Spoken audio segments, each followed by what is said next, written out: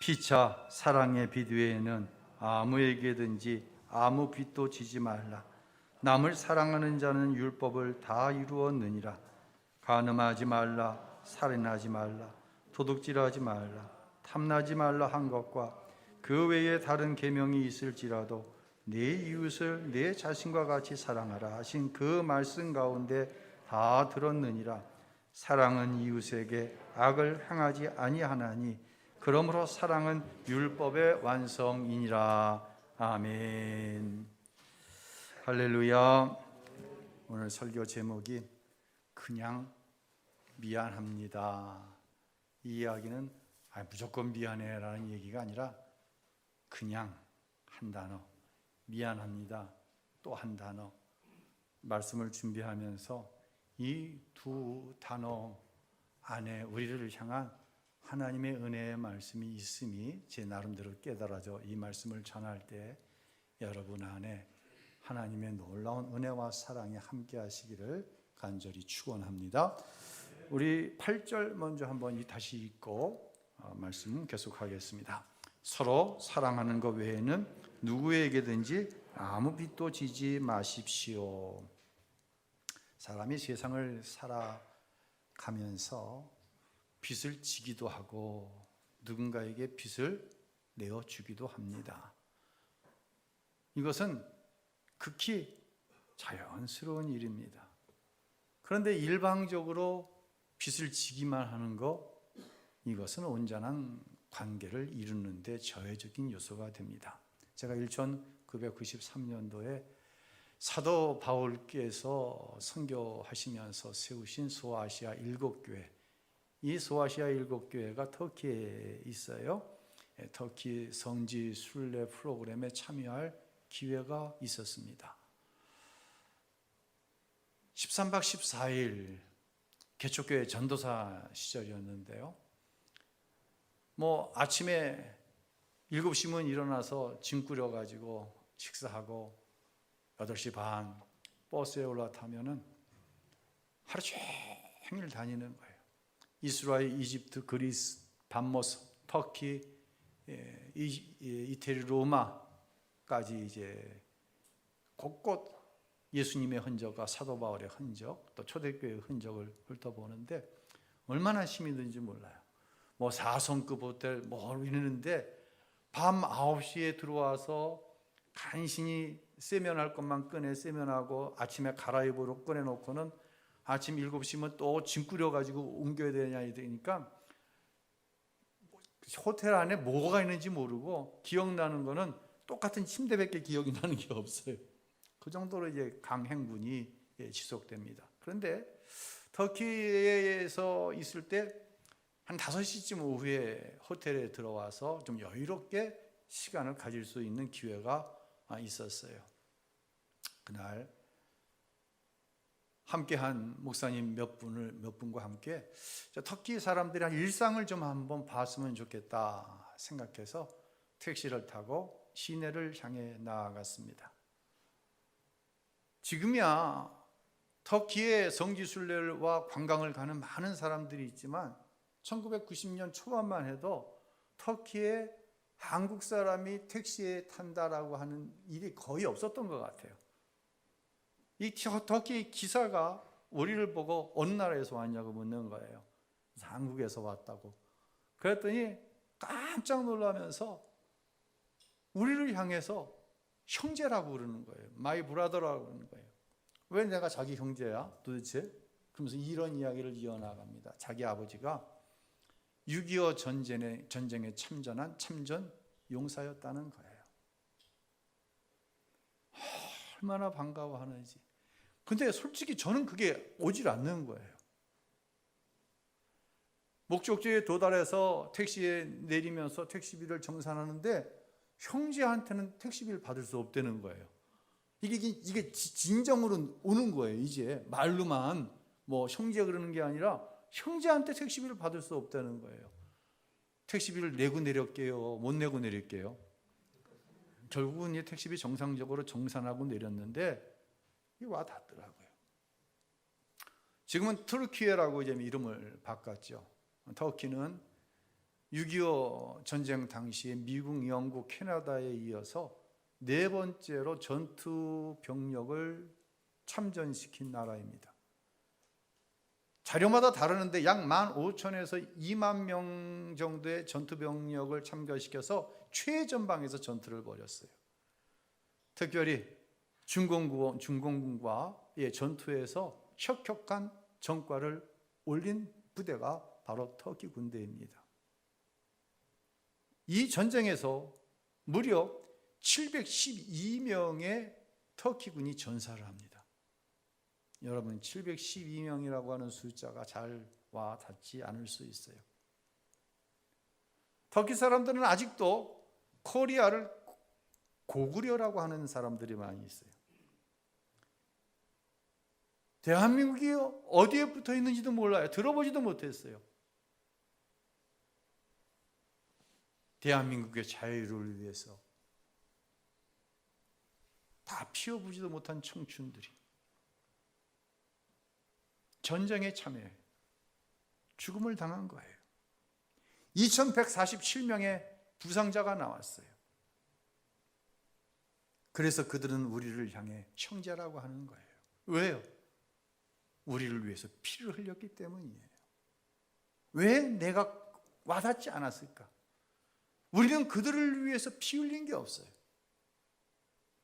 우리는 터키 국민들에게 사랑의 빚을 졌습니다. 이 빚은 갚아야 하는 빚입니다.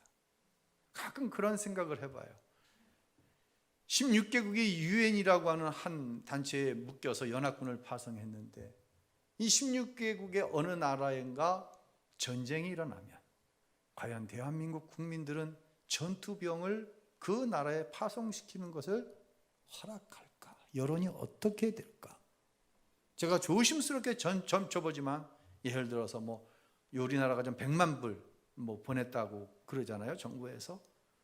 그리고 구호대를 보냅니다. 이 정도 할 수 있지. 만약 터키에서 전쟁이 일어나면 우리가 전투병들을 보내는 일에 국민들이 찬성을 할까? 그런 생각을 해봐요. 여러분은 어떻게 생각하세요? 다시 말씀드립니다. 갚아야 하는 빚이 있는 거예요. 반면에 항상 한쪽으로 기우는 빚이 있어요. 일방적인 빚이죠. 이 빚은 저는 사랑의 빚, 은혜의 빚이라고 표현해 보고 싶어요. 예수님을 만나고 나면은요, 달라지는 게 있어요. 달라질 수 있는 게 아니라 달라져요. 내가 현재 누리고 있는 것이 다 은혜로 다가오는 거예요. 당연한 게 없어요. 빚으로 다가오는 거예요. 그런데 이 빚이 도저히 갚을 수 없는 빚이에요. 사랑의 빚이에요. 십자가 아래서 예수님을 만난 성도의 마음가짐은 항상 그렇다는 거예요. 또 하나 빚이 있죠.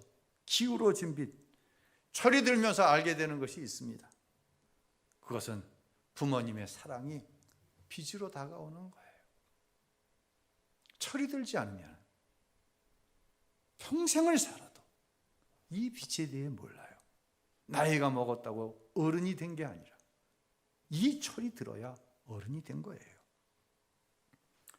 여러분은 어떤 이야기를 다른 사람들과 함께 나눌 때 제일 신이 납니까? 누구 얘기할 때 제일 신이 나요? 자식 자랑할 때, 조금 뽕도 섞어가면서 자식 자랑하는 거 얼마나 신나는지 몰라요. 반대로 내 자식 잘못된 거, 내 자식 부족한 건 절대로 입 밖으로 내지 않습니다. 이해되는 게 딱 하나 있죠.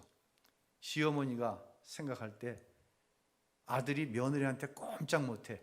그러면 엄마 입에서 내 자식 못 낳았다는 이야기가 나아갑니다. 그런데 내가 내 입을 통해서 내 자식 못 낳았다는 이야기를 할지언정 다른 누군가가 내 자식 못 낳았다 그러면 용서가 돼요, 안 돼요? 용서가 안 됩니다. 여러분에게 하나 제가 또 묻습니다. 자, 잘 생각해 보세요. 여러분 자식이 도대체 왜 좋습니까? 도대체 왜 좋아요? 박기원 집사님, 왜 아들, 딸이 좋아? 예? 왜 좋아요? 그냥 좋지. 예, 그냥 좋아. 답을 너무 바로 말해서. 그래서 그냥이야, 오늘 설교 제목이. 그냥이더라고요. 또 반대로 물어볼게요. 그 사람은 왜 이렇게 미워? 도대체 왜 그렇게 미운 거야, 그놈은? 여자는 얘기하면 안 돼. 이상해져. 도대체 그 사람은 왜 이렇게 미운 거예요? 왜 밉습니까, 그렇게? 안재양 집사님, 그 사람은 왜 그렇게 미워요? 그냥 미운 거예요. 그냥 미운 거예요. 미우니까 하는 짓마다 미운 거예요. 자식이니까 하는 짓마다 미운 일도 있는데 그냥 좋은 거예요. 그러면서 그런 생각을 해봤어요. 세상에서 가장 미운 일 많이 한 게 누굴까? 누굴 것 같아요? 세상에서 가장 미운 일 많이 한 사람, 내 자신이더라고요. 저도 부모님의 한 자식입니다. 목회의 길을 나서겠다고 결심하면서 부모님과 너무 오랜 세월 갈등하며 살아왔어요. 특별히 아버님과는 서로의 가슴에 상처 주는 말과 눈빛, 행동을 한 시간이 너무 길었어요. 그런데 지금 되돌아보니까 내가 못된 자식이더라고요. 아버지의 바람이 그 어느 것 하나 나쁜 게 없어요. 아버지는 저에게 나름대로 최선을 다하셨어요. 그런데 아버지의 바람에 빗나갔어요. 지금은 그렇게 생각하시지 않지만 그 과정 속에서 얼마나 미운 일을 제가 많이 했겠어요. 저희 아버님이 저를 미워하실까요? 아닙니다. 사랑합니다. 그냥 사랑합니다. 다음으로 미운 일 제일 많이 한 게 누굴까요? 누구라고 생각하세요? 다음으로 미운 일 제일 많이 하는 사람. 차유진 집사님, 다음으로 미운 일 많이 하는 사람이 누굴까요? 내 이름은 되지 않을게.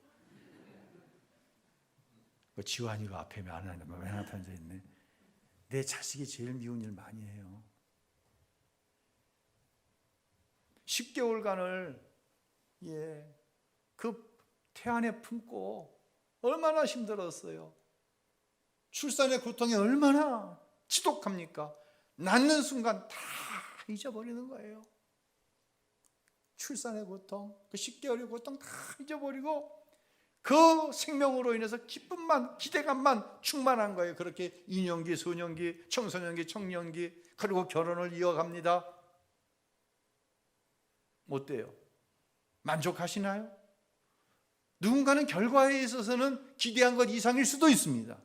그런데 그 과정 속에서 얼마나 미운 짓을 많이 했습니까? 자식이니까 그냥이에요. 저희 어머니께서 6남매를 키우셨잖아요. 제가 이 설교를 준비하면서 갑자기 왜 그 생각이 나는지 모르겠어. 우리 어머님이 평상시에 가장 많이 하셨던 말 중에 하나, 자식이 뭐다? 여러분은 그 얘기 안 듣고 컸나 봐. 다 착한 어린이였었나 봐. 자식이 왼수다. 이게 6남매가 돌아가면서 하루에 한 번씩이라도 어머니의 마음을 뒤집어 놓지 않는 날이 거의 없는 거예요. 그러니까 어머니의 입에서 나온 많은 이야기 중에 아이고 자식이 왼수다. 자식을 왜 이렇게 많이 낳아가지고 입부러처럼 하셨어요. 세상에서 미운 일 제일 많이 한 순서로 따지면 나고 또 순서로 따지면 내 자식입니다. 그런데 참 희한한 거는 우리는 자식을 너무 좋아합니다. 그 이유를 물어보면 이유가 생각이 안 나요. 그러니 그냥이라고 합니다.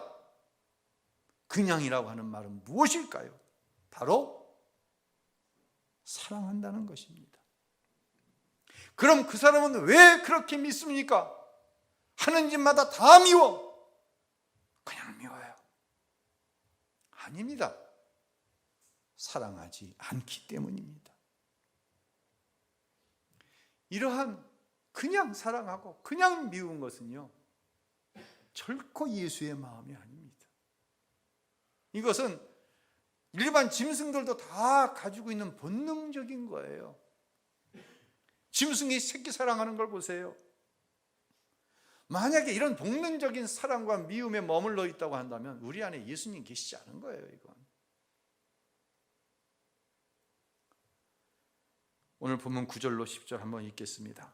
간음하지 말라, 살인하지 말라, 탐내지 말라 한 것과 그 외에 다른 계명이 있을지라도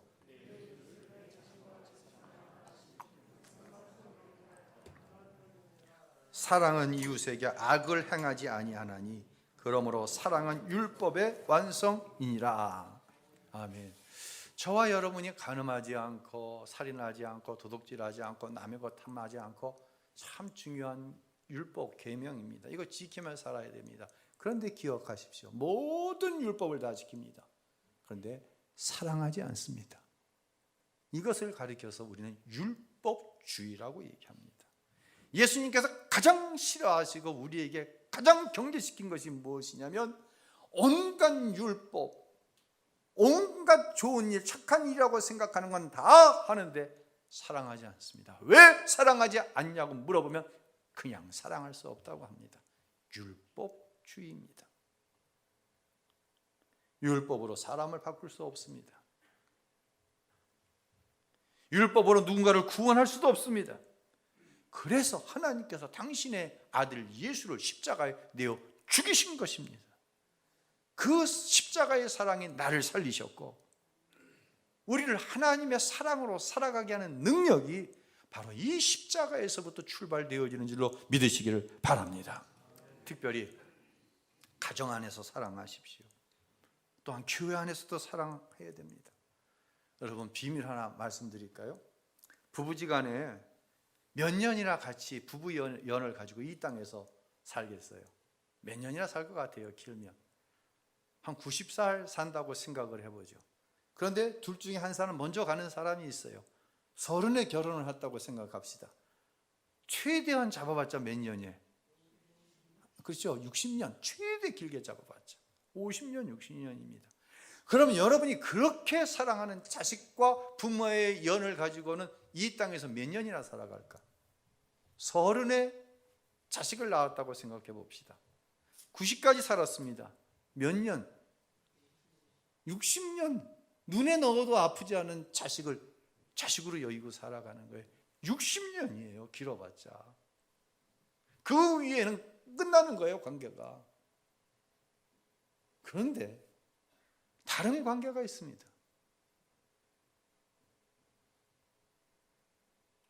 다른 관계가 있어요. 우리 서혜진 집사님하고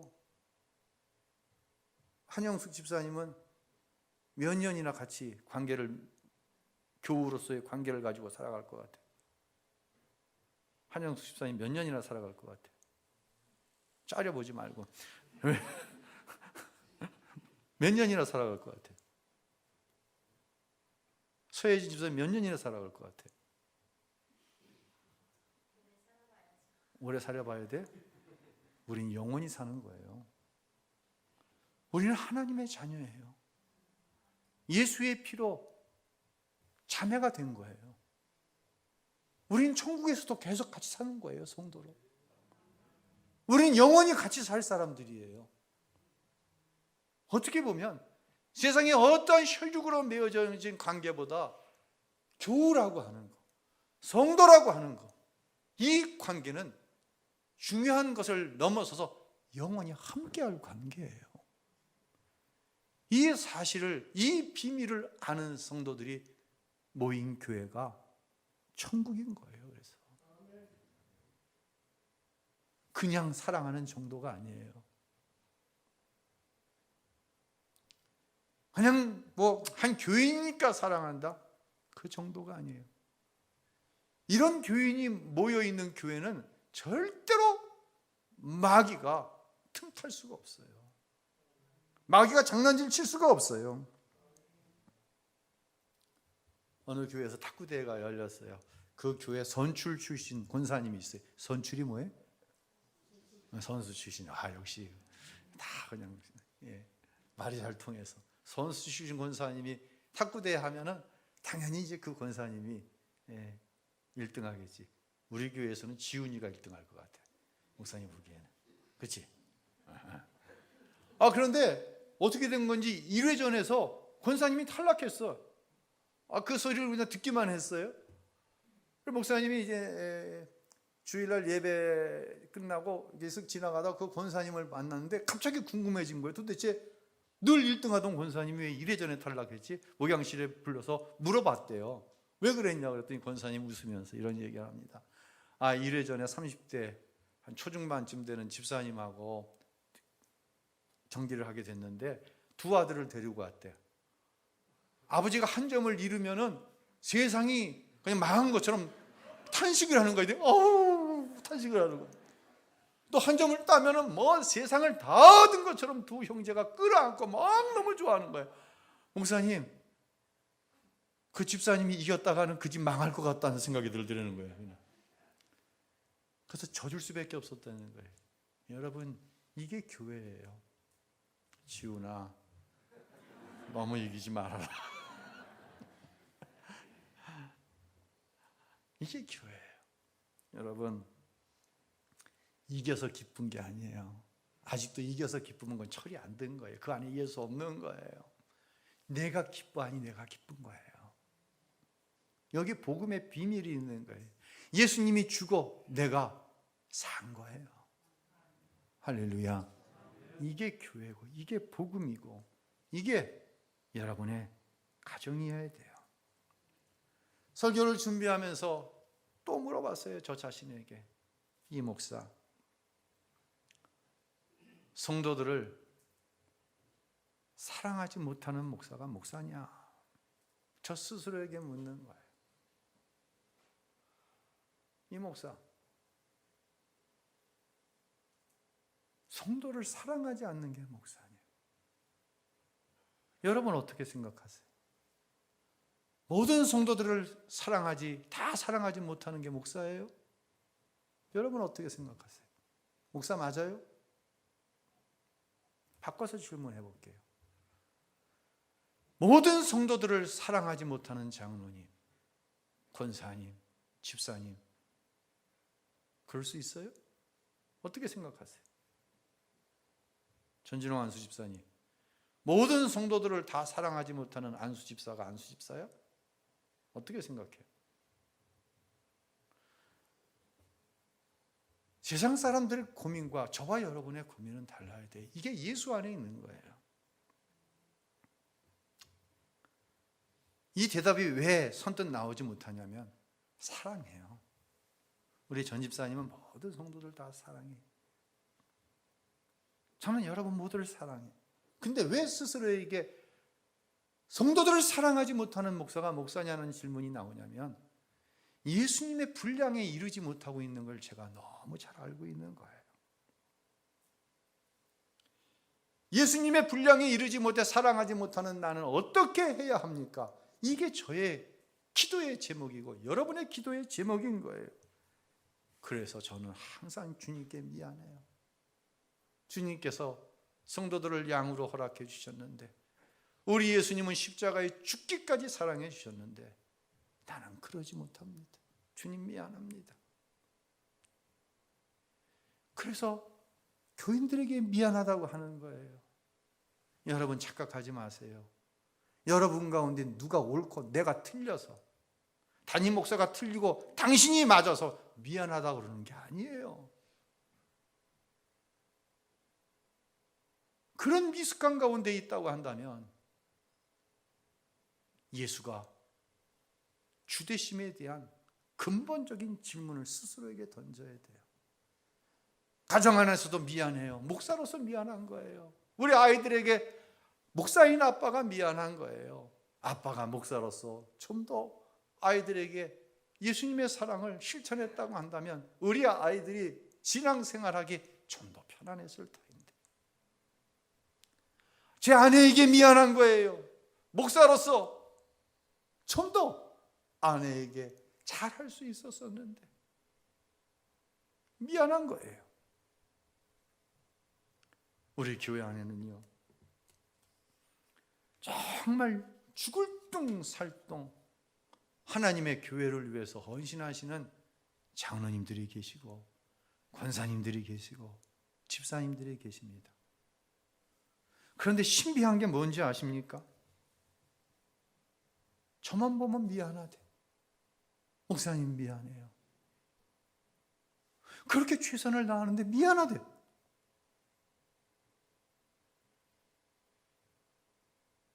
제가 그런 이야기를 몇 번 드렸어요. 흔히 얼마나 사랑하느냐에 따라서 영성이 판가름되고 얼마나 감사하느냐에 따라서 영성이 판가름된다. 여러분, 사랑이라고 하는 단어는요, 유행가 가사만 들어도 한 번도 사랑이라는 얘기가 안 나오는 유행가가 없어요. 범사에 감사합시다. 사랑, 감사는 캠페인적으로 얘기할 수 있어요. 그것을 이루기 위해서 구호처럼 사랑합시다, 감사합시다. 그런데 미안합니다라고 하는 단어는 참으로 귀한 단어예요. 최선을 다해서, 생명을 다해서 주님을 사랑하고 가족들을 사랑하고 교회를 사랑하면서도 그 분량이, 주님의 분량이 미치지 못하고 내가 주께 받은 그 은혜와 사랑의 분량에 미치지 못하니까 미안한 거예요. 이것이 영성이에요. 바울 사도께서는 이런 탄식을 하셨습니다. 로마서 7장 22절로 24절을 읽겠습니다. 내가 속사람으로는 하나님의 법을 즐거워하지만 내 지체 안에서 하나의 다른 법이 내 마음의 법과 싸워 내 지체 안에 있는 주의 법의 포로로 잡아가는 것을 봅니다. 아, 나는 비참한 사람입니다. 이 사망의 몸에서 누가 나를 구해내겠습니까? 신앙의 거인인 사도 바울도 미안하다고 합니다. 부활하신 예수님을 만나고 나서 로마의 시민권자로서의 특권, 내가 바리새인 중에 바리새인이라고 하는 종교적인 열심 다 주를 위해 내려놓았어요. 그런데 미안하다는 거예요. 그런데 스스로를 생각할 때 비참하다는 거예요. 왜요? 주님의 사랑의 깊이에 들어가면 들어갈수록, 주님 앞에 가까이 가면 갈수록, 주님 앞에 정말로 인격 삶이 가차이 나아갈수록 주님을 향한 사랑이, 자신에게 맡겨진 성도들을 향한 사랑이 그 주님의 분량에 도저히 미치지 못하는 것을 보는 거예요. 어떻게 하면 할수록? 죄를 지으면 지을수록이요? 그거 아니에요. 주님께 가까이 나아갈수록 자기 자신의 비참함을 보는 거예요. 이게 영성이에요. 이게 성령 충만한 성도의 모습이에요. 여기서 바울은 한 걸음 더 나아가죠. 디모데전서 1장 15절을 읽겠습니다. 죄인 중에 내가 죄순이라. 세상에 많은 죄인들이 있는데 그 중에 제일 죄를 많이 지은 사람이 누구냐? 자기 자신이라는 거예요. 우리가 성도로 살면서 무슨 죄를 그렇게 많이 짓겠어요? 그런데 주님의 십자가 은혜 앞에 가까이 나아가면 나아갈수록 나는 두 번째 죄인입니다. 나는 누구보다 낫지요. 그게 아니라 나는 죄인 중에 우두머리입니다 라고 하는 고백이 나온다고 하는 것입니다. 오늘 오후 열린 제자훈련에 이 내용을 가지고 좀 더 깊이 나눌 기회가 있을 것입니다. 우리는 그냥 사랑하고 그냥 미워하며 살아가는 존재가 아닙니다. 우리 안에 예수님이 오신 그 순간부터 우리는 입술을 벌려 우리의 마음의 중심을 다해 때로는 내 의지와 노력으로 되어지지 않는 그때의 성령이 내 안에 오셔서 고백하게 합니다. 미안합니다. 이 은혜의 언어가 우리의 가정을 천국으로 바꾸고 우리의 교회를 천국으로 만들게 되는 줄로 믿습니다. 그런 은혜의 역사가 우리 모두 가운데 있게 되시기를 예수님의 이름으로 축원합니다.